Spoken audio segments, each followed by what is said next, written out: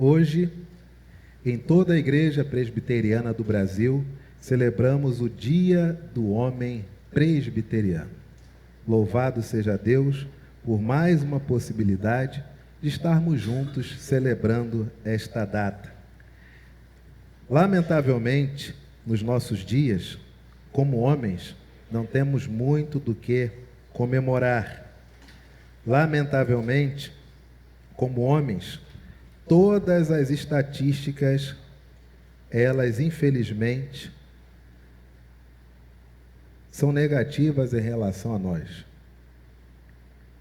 Fazendo uma pesquisa muito simples, através do Google, por exemplo, uma pesquisa, de acordo com uma estatística americana, 92% das mortes no local de trabalho incide sobre os homens. 92%.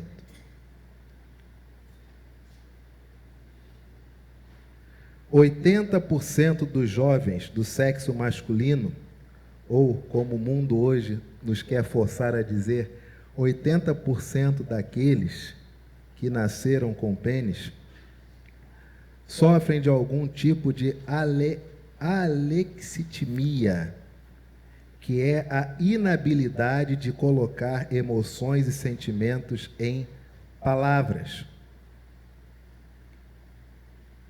1 em cada 9 meninos de 3 e 17 anos tem distúrbio de déficit de atenção.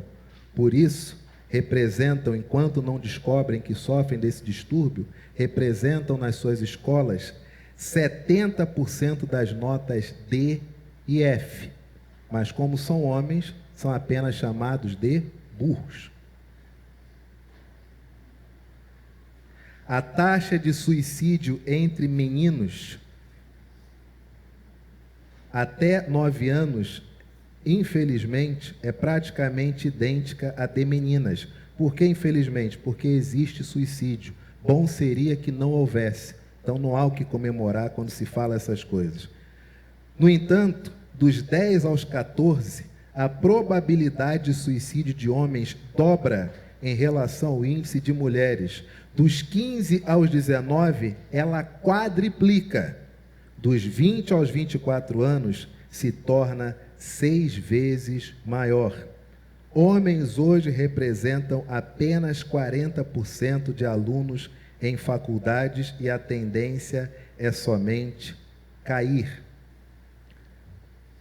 Essas são algumas estatísticas em relação ao universo masculino, dos quais, no universo masculino, se até os seus 30 anos você não tem um imóvel, não tem um meio de locomoção, ou você ainda mora com os pais, você já é classificado como fracassado. É como se você ainda não tivesse deslanchado. E se aos 40 anos você ainda não tiver casado, você é tido como alguém que não gosta do sexo oposto ou alguém que precisa do sexo oposto para, aspas, tomar jeito na vida, fecha aspas.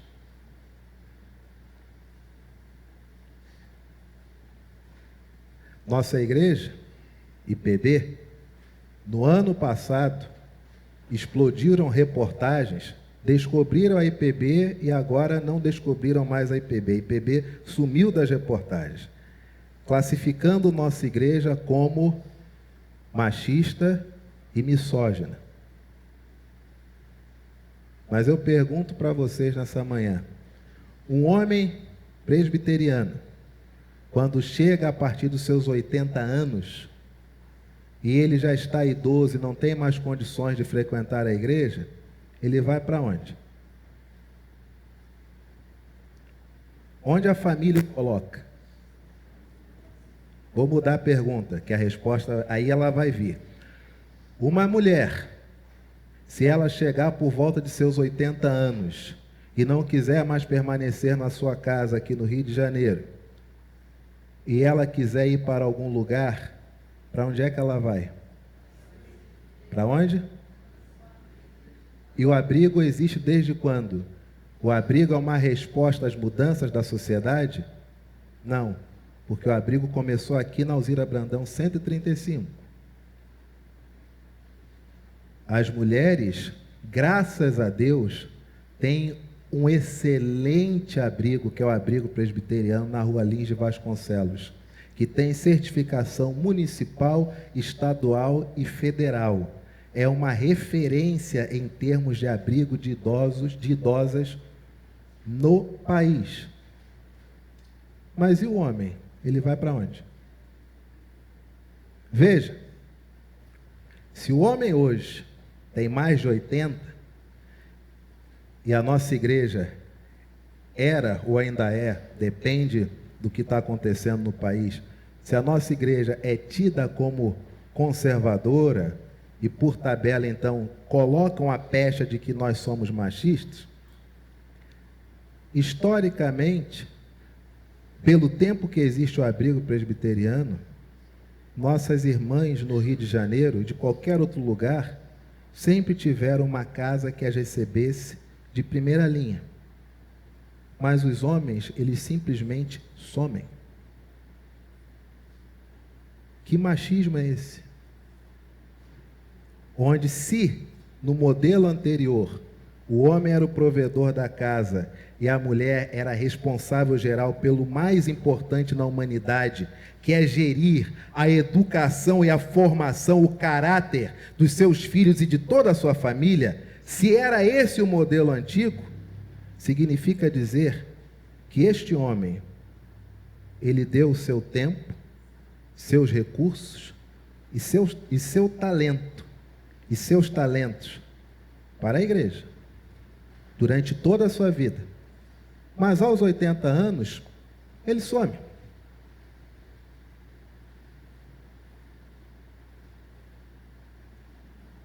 Essas são as estatísticas. Ainda bem que na história mais recente, louvado seja Deus por isso, já começa a se pensar em um local onde seja possível o homem presbiteriano continuar os momentos da sua vida na terceira idade com a mesma dignidade que, graças a Deus, tem as mulheres presbiterianas, aqui mesmo no Rio de Janeiro. E quem sabe o Senhor abençoa a nossa cidade com um local onde os casais, quando chegarem à terceira idade, não precisem separar-se e possam permanecer morando juntos em um local que os receba. Mas enquanto isso não acontece, o fato é de que nossas irmãs têm um local de primeira qualidade para elas, e os homens, eles simplesmente desaparecem. Homens, nós representamos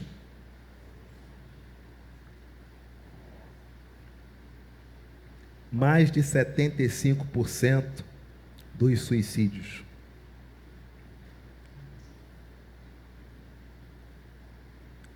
Nós não falamos sobre nossos problemas. E não encontramos ambiente para falar.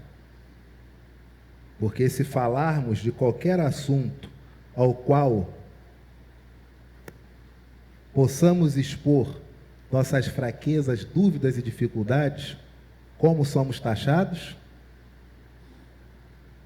Seja homem. Simples. Seja homem.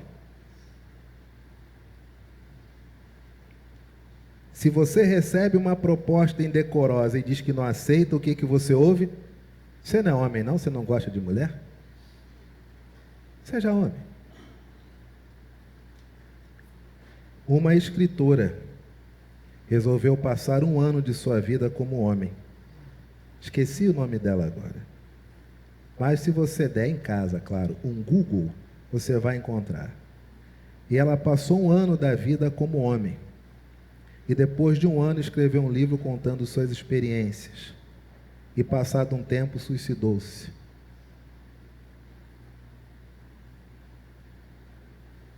E não obstante sermos homens, ainda somos presbiterianos. E não obstante sermos homens presbiterianos, ainda somos discípulos de Jesus. Em um mundo, e aí, ouça bem o que eu vou lhe dizer, homem ou mulher, ouça bem. Lembre-se que tudo que acontecer na sociedade que privilegie apenas um sexo e não o outro, isso incidirá sobre seus filhos e netos. Se incide sobre seus filhos e netos, prepare-se, porque esse boleto vai chegar na sua conta, minha irmã. Prepare-se. O tempo de permanência na casa de vovó será maior. O agradinho que era talvez uma vez no ano pagar uma mensalidade ou pagar uma renovação escolar, passará a ser mensal. Por quê? Porque pode ser que seu filho ou seu neto estejam respondendo a alguma pena. E pasmem, Deus queira que não caiam em denunciação caluniosa. Se estiverem errados, que paguem. Mas se forem inocentes, até que se prove o contrário, serão cancelados. Homem, presbiteriano, discípulo de Jesus, vivendo o século 21 e no ano de 2024, que palavra o Evangelho tem para nós? Meu irmão e minha irmã, quero dizer para vocês, nunca foi tão desafiador ser homem. E lhe digo mais, que prazer no ano de 2024 e no século 21 você ser homem.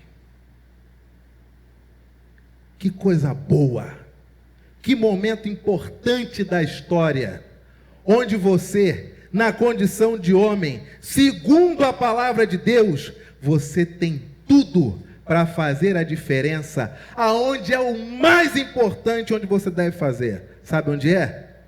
Ah, meu amigo, é dentro da tua casa.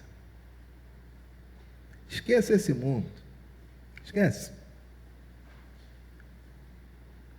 Se você acha que pode resolver os problemas do mundo, vai lá na Ucrânia. Pode resolver os problemas do mundo? Vai lá, onde tinha feira em Acari, e leve uma palavra de conforto e consolo lá aos feirantes. Ou então diga que o governo está correto com o que fez. Não sei qual é a tua opinião, mas toma uma atitude em relação a isso. Sabe por que nós não tomamos? Porque não é resolvível e nem nos cabe. Mas dentro da sua casa, meu irmão, minha irmã, é a família que Deus te deu. Se Deus te deu, é tua. Se Deus te deu e ela é tua, quem pode ou quem tem que resolver o que acontece lá? Hein? Você. Mas esse mundo, ele tem nos ensinado a transferir não apenas valores, mas responsabilidades. De tal modo que se os filhos se desviam, não é pela falta de fé deles. A culpa é da igreja, que não tem atividade. Se o casamento não vai bem, não é porque o casal não procura aproximar-se, fazer terapia, tratar do assunto em conjunto. Não, a culpa é da sociedade que não valoriza mais o casamento. Se nós retroagirmos no tempo, nós vamos encontrar uma história parecida. Quem vos deu a conhecer que estavam nus? Não fui eu, foi a mulher que o Senhor me deu. Não, eu até fiz, mas assim, quem me enganou foi a serpente. Então, historicamente, nós não queremos assumir compromissos ou responsabilidades. Consequências, muito menos. Mulher que está aqui nessa manhã, especialmente homem que está aqui nessa manhã, no dia do homem presbiteriano, quero lhe trazer uma palavra com 3 princípios que vão lhe mostrar como tem sido maravilhoso ser homem no século 21. Meu irmão, se você está achando triste, se você está acabrunhado, se você se encontra abatido por ser homem no século XXI, primeira coisa que eu lhe recomendo, com todo amor, com todo carinho, com toda sinceridade, porque não é minha praia, eu só posso lhe aconselhar, e a partir daí é você com sua própria consciência. Você já examinou suas taxas hormonais para ver se está tudo batendo ali direitinho?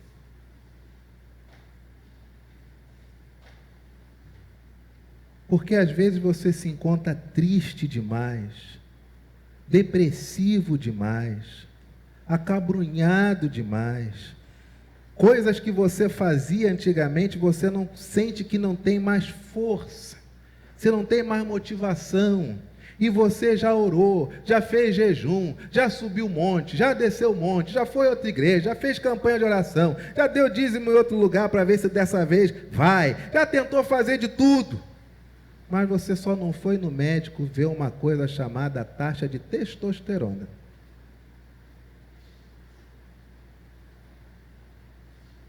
Onde a medicina já está aí, ela já existe. E de repente pode vir a ser que sua taxa de testosterona esteja baixa para a sua idade. E se você tratar-se, você volta a sentir-se como o homem que você deve se sentir na sua faixa etária. Com tantas coisas que nós nos alimentamos, que desregulam o nosso corpo, literalmente. Verifica sua taxa de testosterona. Vê se você está produzindo de acordo com a sua idade. Mulheres fazem exames com muito mais regularidade que nós. Mulheres tratam da saúde com muito mais regularidade que nós. E nós, homens, morremos 7,1 anos, vivemos 7,1 anos a menos que mulheres. Com a mulher, você tem a oportunidade de acompanhar a saga dela lutando pela sua vida, pela sua saúde. Com o homem, você recebe a notícia que morreu. E o que é dito? Tive com ele semana passada, estava bonzinho. Encontrei com ele anteontem. Nem dava a impressão. Ele nunca falou desse assunto. Verdade ou mentira? São os fatos. Fatos não existem para nos deixar nem tristes nem alegres, eles só são a realidade. Homem, de acordo com a palavra do Senhor, nós acabamos de ler Marcos capítulo 1, versos de 29 a 39, vai acompanhando a vida de Jesus, que para nós é a definição de humanidade, é a definição de Deus encarnado em forma de homem, é a definição, é o modelo de como um homem pode vir a ser. E saindo eles da sinagoga, verso 29, foram com Tiago e João diretamente para a casa de Simão e André. Esse Simão aqui é Pedro. A sogra de Pedro, a sogra de Simão, achava-se acamada, com febre, e logo lhe falaram a respeito dela. Então, aproximando-se, tomou-a pela mão, e a febre a deixou, passando ela a servi-los. O que ele faz aqui nessa perícope do 29 ao 31? Ele cura quem? A sogra de Pedro. Ele realiza uma cura. Cura uma senhora que, em teoria, já devia ser idosa. À tarde, ao cair do sol, trouxeram a Jesus quem? Todos os e endemoniados. Quantos enfermos trouxeram para Jesus? E quantos endemoniados? Imagina a penca. Toda a cidade estava... Quanto da cidade estava à porta? Toda. Você tem todos os doentes, todo mundo que está com capeta no corpo, e também na porta quem está presente? Toda a cidade. É pouca gente ou é muita gente? Vai acompanhando. E ele curou muitos doentes. De quantas doenças específicas? De toda a sorte. Também expeliu muitos demônios, não lhes permitindo que falassem, porque sabiam quem ele... Meu amigo, você consegue imaginar um homem vivendo essa crista da onda? Jesus está arrebentando. É vovozinha doente, o que ele faz? Pode ficar boa, não tem doença aqui nessa casa não. Ele chega em um local, trazem para ele o quê? Todos os doentes. Agora pergunta nessas igrejas de hoje que fazem campanha de cura, vê se eles fazem essa campanha de cura na porta do hospital. Não faz dentro da igreja, só tem quem está são. Eles prometem curar os doentes, mas prometem curar doente onde está todo mundo bem de saúde, tanto é que pode até vir na igreja. Mas cadê que eles façam as campanhas na porta do hospital? Aí não pode fazer. Por quê? Pelo óbvio. E o oposto também é verdadeiro. De qualquer uma religião que diz, vem aqui que tu vai ser curado, por que não fica dando plantão na porta do hospital? Mas Jesus é diferente. Jesus está em um local, trazem todos os enfermos, e também vem aquele circo de horrores, trazem todos aqueles que têm ninho de demônios na cabeça e no corpo, trazem os endemoniados. Você consegue imaginar isso? Nessa fila, quem está doente, quem está dodói, desesperado porque tem um endemoniado babando ali do lado, e as pessoas empurram para lá, empurram para cá, como sempre, como são seres humanos. Não, esse doente aqui é primeiro, eu cheguei aqui de manhã cedo.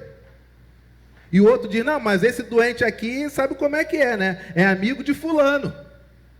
Essa senhorinha aqui, tadinha, só tem ela é até parente aí do homem, ela é meia irmã de um compadre do falecido finado Seu José.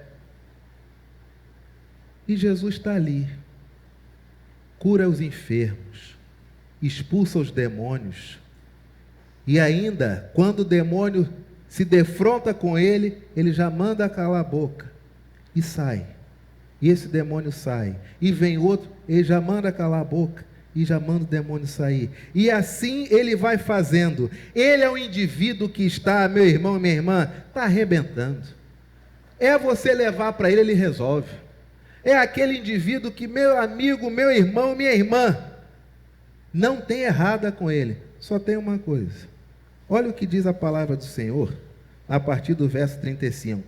Tendo-se levantado alta madrugada, bom horário para acordar, saiu, foi para um lugar deserto, e ali procuravam-no diligentemente Simão e os que com ele estavam. Cadê o homem? Cadê o nosso abre-alas? Cadê aquele indivíduo que abre todas as portas? Tendo encontrado, lhe disseram, todos te buscam, você é benquisto, você é querido por todos, todos te buscam. Se fosse nos dias de hoje, Jesus, a cada momento que passa, o Senhor dobra o número de milhões, de milhares de seguidores.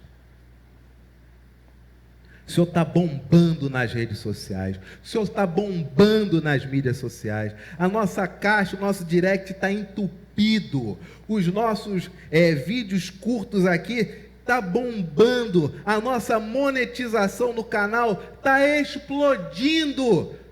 Nós até aconselhamos o senhor a não ficar tanto tempo fora, e se ficar, deixa ligada a câmera para as pessoas verem o senhor orando, porque até isso vai resultar em coisa boa.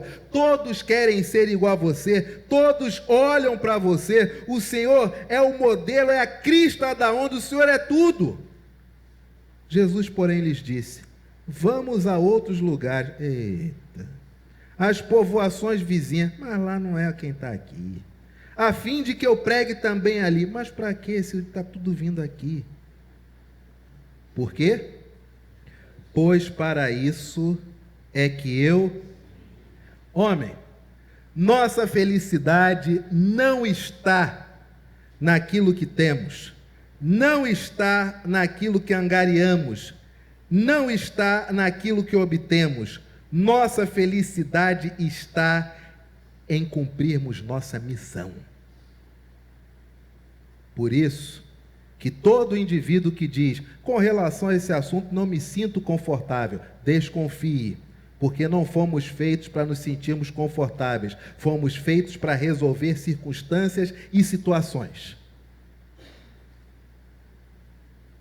E agora homens não tratam de assuntos porque eles trazem desconforto. Então deixa a casa pegar fogo, que eu não me sinto confortável falando com a minha esposa determinada coisa. Deixa a casa pegar fogo porque meu filho pode brigar comigo. Eu não posso perder a confiança da minha filha. O que vão pensar de mim?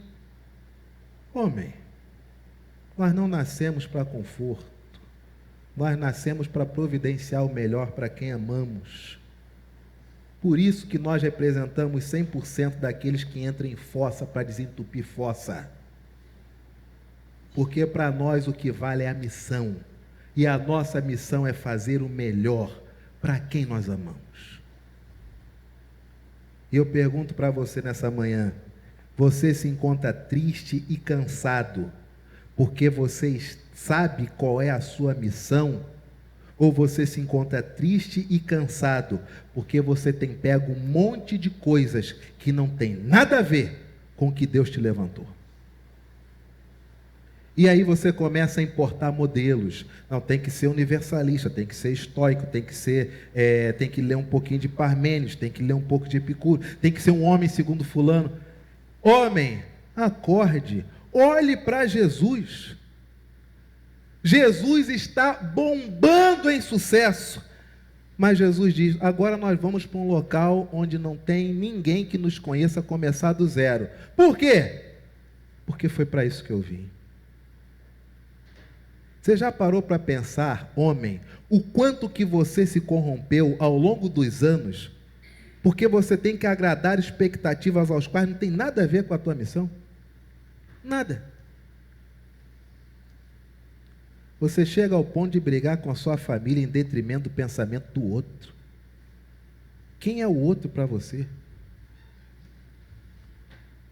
Você deixa de manter a sua postura por conta do outro. Quem é o outro?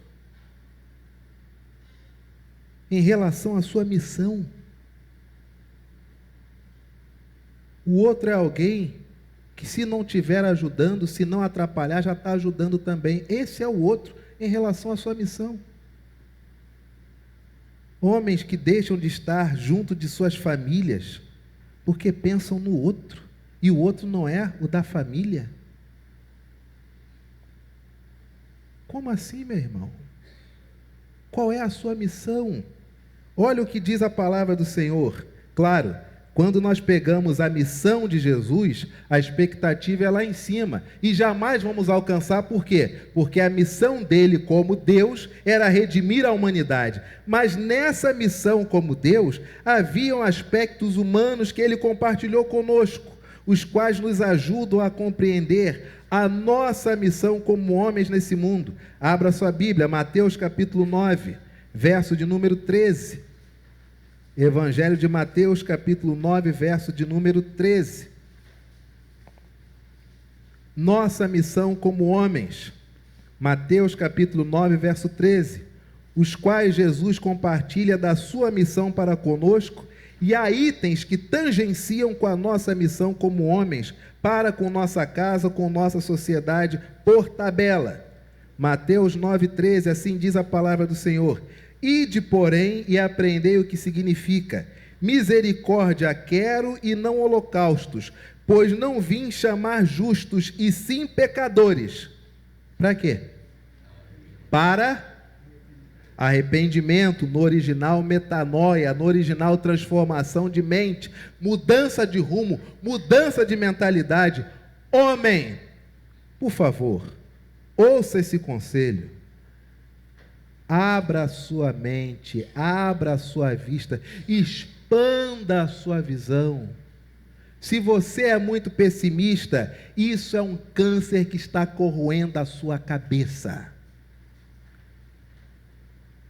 Pessimismo é uma praga. Pessimismo é uma peste daninha. O pessimismo não deixa você olhar um tempo nublado e dizer: se estou vivo e se o tempo está assim, nesse tempo posso ser feliz. Não. O pessimismo faz você estar aqui, preocupado com o amanhã. O pessimismo faz você tornar-se ansioso, porque você elabora um monte de cenários onde pelo seu pessimismo você será prejudicado. Isso gera no seu corpo fisiologicamente taquicardia, sudorese, pressão alta. Homem, que tanto pessimismo é esse? Nós somos homens, nós olhamos os fatos. E verdade é o que se vê e o que se ouve. Se não é visto e não é ouvido, não existe. Por que sofrer? Por algo irreal. Sabe o que Jesus diz aqui? Eu não vim chamar perfeitos, mas vim chamar aqueles que precisam mudar o rumo de suas vidas, mudar a sua mentalidade. Como nós estamos carentes de homens que sejam uma referência para nossos filhos e nossos netos. Há uma geração de homens de 20 a 30 anos que se encontra totalmente abandonada, que sequer sabem que necessitam de um tutor para a vida. E há uma geração de idosos que acham que a vida lhes foi desafortunante, eles estão acabados e não conseguem perceber que há homens de 20 e 30 anos clamando, dizendo: um conselho, pelo amor de Deus. Talvez na igreja, se já tivéssemos um local onde homens que a partir dos 80 anos não simplesmente fossem obrigados pelos familiares a desaparecer, mas que na verdade pudessem estar cada vez mais próximos a nós. Imaginem esta igreja, tendo a sua totalidade de homens que chegaram acima dos seus 80 anos, ainda frequentando esse local. Como seria interessante se nós marcássemos um dia, uma reunião de homens para fazer um mutirão, para limpar a quadra, para pintar a quadra. Quantas amizades sairiam de jovens e de idosos com toda a sabedoria de vida à luz da palavra de Deus para nos ensinar? Mas não temos isso. Enquanto triste e lamentável é que nós temos nossas irmãs de 20 aos 30 anos, em momentos importantes de suas vidas e carreiras, que tem que tomar tantas decisões sozinhas, enquanto você tem um abrigo presbiteriano com mais de 20 vovós, que só que eu estava brincando ontem tem 100 anos e 4 meses, que se você sentar do ladinho dela e falar assim: olha só, vovó, queria tirar uma dúvida com a senhora, minha vida está assim, assim, assim, o que a senhora acha? Ah, meu amigo, ela vai dizer isso, ela vai dizer para você que viveu isso na década de 50, na década de 60, na década de 70, na década de 80, na década de 90, a partir de 2000 ela não pensou mais muito sobre o assunto, agora em 2010 ela começou a perceber alguma coisa, e em 2020 ela está a todo vapor para ensinar. Os homens acima de 80, nós não temos. As irmãs, nós temos, mas também nós consultamos. Pergunto para você, jovem de 20 a 30, será que algumas coisas na sua vida, os quais você tem dúvidas, não seriam resolvidas se você conversasse com um homem muito mais velho e mais experiente?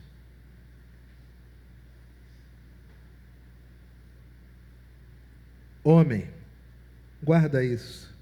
Jesus não veio trabalhar com perfeitos, mas veio chamar homens imperfeitos para uma mudança de rumo e de mentalidade. Guarde isso, meu irmão. Esteja sempre aberto para aconselhar homens mais novos. E homens mais novos, se vocês não reconhecerem que homens mais velhos são mais fortes e sábios, a vida de vocês permanecerá como estão, sem nada. João capítulo 5, verso 43.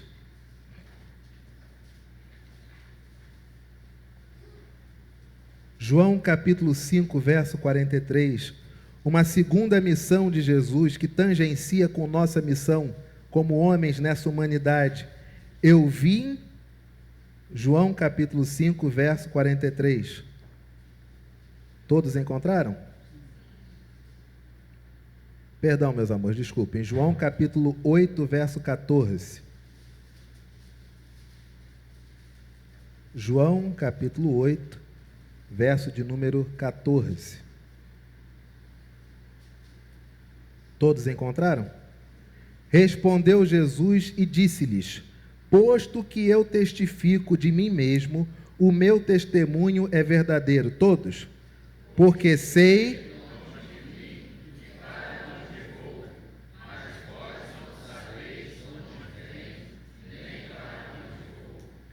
Homem, um segundo item de Jesus que nos ajuda na nossa missão nesse mundo. Presta bem atenção. Você só começa a enxergar as coisas de uma outra forma e desenvolve muito mais coragem de lançar-se em relação aos desafios e de colocar as suas ideias de forma plena e consegue perceber que o outro, enquanto o outro não é melhor nem pior do que você, é somente o outro, e que você é tão homem quanto ele, se você tiver muito claro na sua mente a plena certeza de onde você veio e para onde você vai. De onde você veio, homem?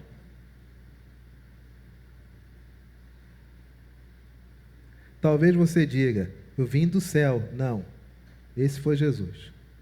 De onde você veio? Meu irmão, você não sabe de onde você veio, não? Você está desorientado? Você quer um auxílio? De onde você veio? Você saiu do hospital, vamos facilitar, saiu do hospital, nasceu. Aí você foi para algum lugar, você foi para onde? Você foi para sua casa. Na sua casa tinha alguém? Tinha quem? Seus pais. De onde você veio? Você veio dos seus pais? Graças a Deus. Você, homem, veio dos seus pais. Quem eram seus pais? Qual é a sua história de vida? Você já nasceu em berço de ouro? Você já nasceu em berço de ouro? Você já nasceu esse indivíduo sagaz, inteligente que você é hoje? Como que você foi se construindo e quanto que lapidaram em você até você ser o que você é? Você não pode esquecer isso, amigo. Como que as pessoas se dirigem a você e você não traz à tona a sua história de vida? Como as pessoas se impõem sobre você quando você achar, homem, que algum outro homem é maior do que você? Olhe para baixo e lembre-se quantas décadas demorou até você chegar a esse tamanho. Olhe para ele e veja que talvez ele não lutou tanto para estar ali quanto você lutou. Olhe além dele e veja aonde você pode chegar se ultrapassar um obstáculo e vença-o. Porque você só vence se você souber de onde você veio e se você tiver uma missão bem clara de para onde você está indo.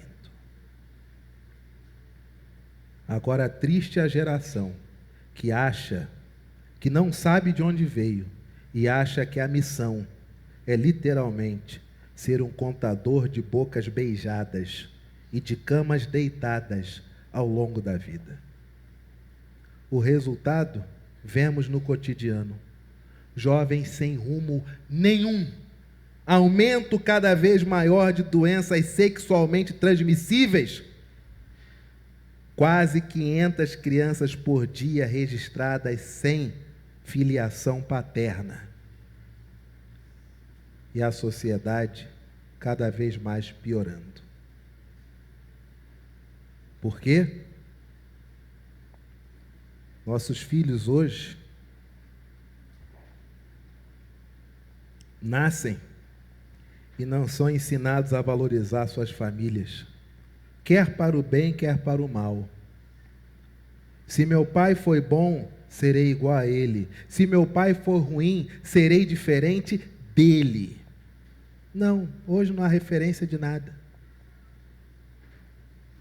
Se minha mãe foi boa, serei uma boa mãe igual ela. Se minha mãe não foi boa, serei uma mãe diferente ou melhor do que ela.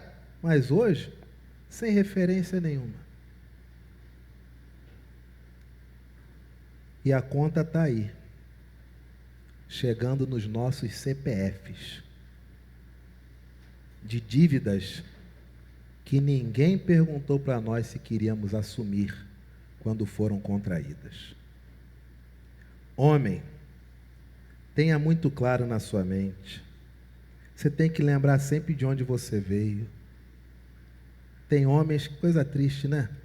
Tem homens que são tão tadinhos, são tão fracos, de personalidade, de ego, de autoestima, eles não têm orgulho de onde vieram. Eles não dizem com toda a tranquilidade, ó, nasci no morro tal, nasci na favela tal. Não, eles querem esconder.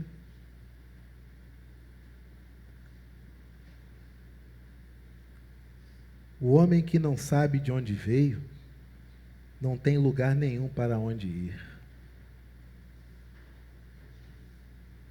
Para nós encerrarmos nessa manhã, quero convidar você, meu querido irmão, com todo amor, com todo carinho, quero convidar você